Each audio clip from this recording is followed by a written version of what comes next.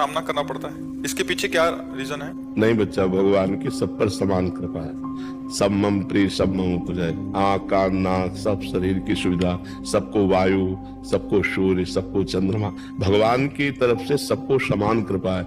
जैसे खेती पिता अपने पुत्र को 5 को दे, अब एक ने बबूल बोया, एक ने आम बोया, एक ने गेहूं बोया, एक ने चना बोया, एक ने गन्ना बोया, अब पाने को क्या मिलेगा? बबूल वाले को कांटा मिलेगा, गन्ने वाले को गन्ना मिलेगा, चने वाले को चना।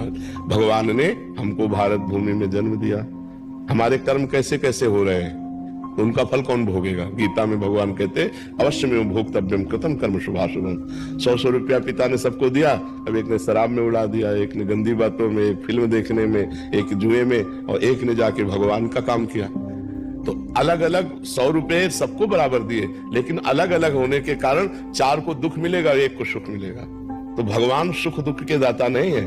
निज कृत कर्म भोग सुन भ्राता, को न काहू के सुख दुख कर दाता। अपने कर्म का भोग ही हमको भोगना। बच्चा, हम लोगों से कर्म खराब हो गए, भगवान ने ऐसा नहीं किया।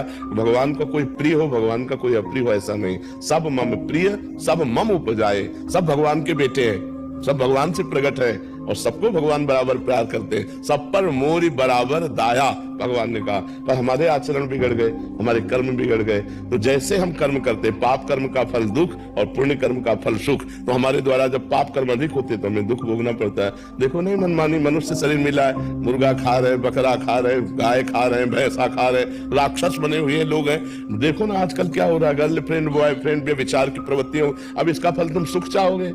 करोगे व्यभिचार, करोगे व्यसन, करोगे हिंसा, खाओगे मांस मछली, इसका परिणाम सुख चाहोगे? नरक भोगोगे, यहाँ भी दुख भोगोगे, वहां भी दुख भोगोगे। संयम से चलो, ब्रह्मचर्य से रहो, शास्त्र स्वाध्याय करो, सत्संग सुनो, नाम जप करो, जीवों पर दया करो, दूसरों का मंगल करो, अभी आनंद आ जाए।